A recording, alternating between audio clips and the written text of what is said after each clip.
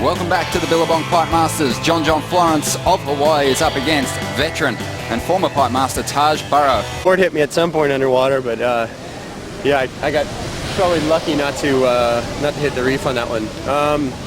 Yeah, no, board feels good. I got a 6.6. It's kind of started. John Florence taking this one, pulling into the pit. He'll find his way through this one. A huge spit, and he reappears. There's certain surfers that disappear behind. Figured it out. We heard Kelly describe it as a maze out there. You know, this is not perfect pipeline. That was heavy. That wave had a hip and a back, kind of a backwash in it. For a second there, John had to get his rear over it. Watch his rear end. Right there, he got disengaged and then reconnected with the wall of the wave. That was super sketchy. For sure, even John in his head, he's like, whoa, that I didn't like that at all. But for goofy footers, you almost have to take off deeper because you're going to get that big pump into the barrel. Well, this is Taj Burrow. A smaller wave, just hoping that it lines up with the inside reef at backdoor. One huge score dropping for John Florence. He's taking off again out the back. Just casually kicks out.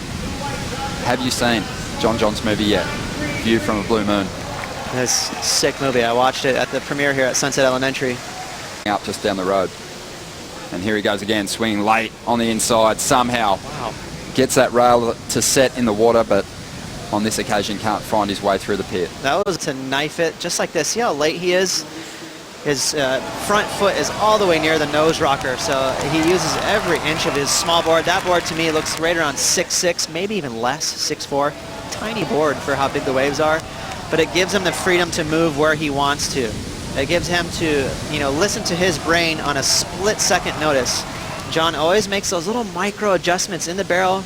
See how he's using his entire body? I mean, they really are partially body surfing out there. They're using so much body as they kind of use like almost like braille. They're falling down the face and sliding, so he kind of uses his elbow, his hand, even a little bit of his front leg. And it's so easy. You talk about the braille, you know, that you were talking about, Ross, and that's exactly it. I mean, even on a wave that has that much girth and that much speed, to ride such short equipment and somehow maneuver through that barrel, he just makes it look so easy. Came out full glowworm, just loving it. He knew it was a great score.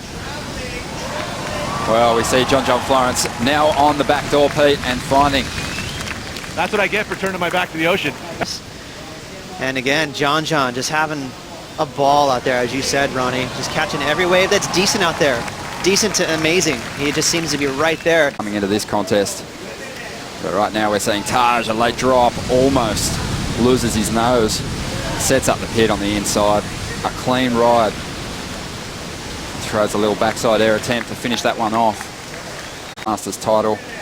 Here's a replay of that ride. That is a nice little feather over in his cap over John. John's yet to have one of those titles. Nice late drop there, but you can see Taj was too much on the middle of the A-frame. You need to be behind that so you can get behind the curtain. Wrapping on the inside as we see Taj taking off again. A good sized wave, but really no barrel on offer. No, he's you see Taj just trying to make something. Here we go, live action. Taj Burrow, again, he's picked off a lot of these waves. He just hasn't found that one that runs off through the inside, that side. They've been big A-frames. There's 4 minutes remaining, and John Florence taking off on a backdoor nugget. And it's just a clean ride through a gaping pit. Jeez.